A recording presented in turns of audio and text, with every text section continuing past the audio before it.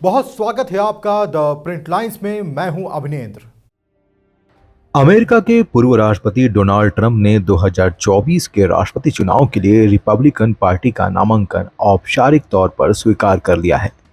Republican national convention में Trump ने कहा कि मैं आपके सामने आत्मविश्वास, शक्ति और आशा के संदेश के साथ खड़ा हूं।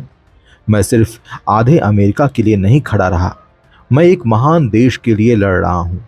अब से 4 महीने बाद हमें एक अविश्वसनीय जीत मिलेगी।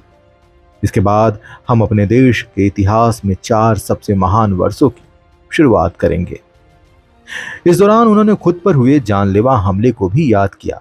उन्होंने कहा कि वह बहुत ही दर्दनाक पल था, उसे याद तक नहीं करना चाहता, उस पल को बयान नहीं कर सकता। भगवान ने मेरी जान बचाई है।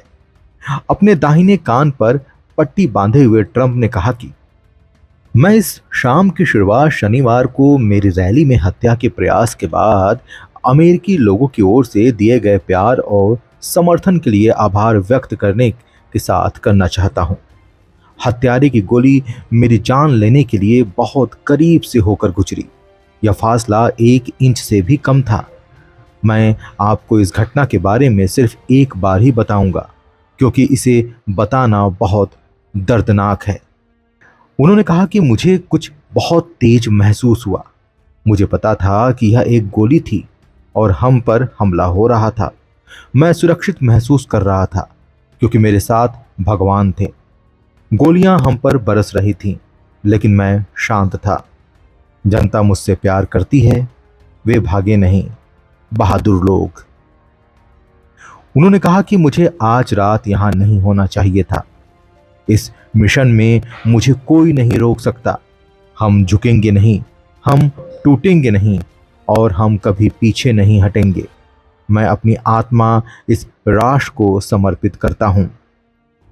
इससे पहले अमेरिका के पूर्व राष्ट्रपति अपने ऊपर हुए जानलेवा हमले के 2 दिन बाद रिपब्लिकन राष्ट्रीय सम्मेलन में सोमवार रात अपने दाहिने कान पर सफेद पट्टी बांधकर पहुंचे थे। हमले के बाद पहली बार वह सार्वजनिक रूप से नजर आए थे। ट्रंप ने सम्मेलन के शुरुआती दिन सोमवार को हजारों निर्वाचकों की तालियों की गड़गड़ाहट के बीच सम्मेलन कक्ष में प्रवेश किया और अमेरिका के विस्कॉन्सिन राज्य के शहर मिलवॉकी स्थित फिसर्व फोरम में आयोजित 4 दिवसीय सम्मेलन के पहले दिन के अंत में अपनी मुट्ठी ऊपर उठाते हुए अपनी मजबूती का संकेत दिया। 78 वर्षीय ट्रंप पर शनिवार को पेंसिल्वेनिया में एक रैली के दौरान 20 वर्षीय एक हमलावर ने कई गोलियां चलाईं। इस हमले में वह जख्मी हो गए और उनके दाहिने कान के ऊपरी हिस्से पर चोट आई। सम्मेलन के दौरान मौजूद लोगों ने तालियों के साथ ट्रंप का जोरदार स्वागत किया और जब ली ग्रीनवुड ने गॉड ब्लेस द यूएस गाना गाया तो सभी भावुक हो गए। रिपब्लिकन राष्ट्रीय सम्मेलन में पर्याप्त संख्या में डेलीगेट यानी मतदाताओं के समूह का प्रतिनिधित्व करने वाला व्यक्ति के वोट हासिल करने के बाद ट्रंप राष्ट्रपति पद के लिए रिपब्लिकन पार्टी के आधिकारिक उम्मीदवार बन गए हैं। इसके कुछ घंटों बाद वह इस सम्मेलन में उपस्थित हुए। ट्रंप ने ओहायो के सीनेटर जेडी वेंस, जो कि 39 वर्ष के हैं, उनको उपराष्ट्रपति पद के लिए अपना उम्मीदवार चुना है। अमेरिकी मीडिया में कई जगह खबरें आईं कि ट्रंप बेहद ही भावुक थे। वो उस पल को याद नहीं करना चाहते थे जब उन पर हमला हुआ। ट्रंप ये बताना नहीं चाहते थे कि किस तरह से उन पर हमला किया गया। ट्रंप ने यह कहा भी कि मैं सिर्फ एक बार ही बताऊंगा, क्योंकि इसे बताना बहुत दर्दनाक है।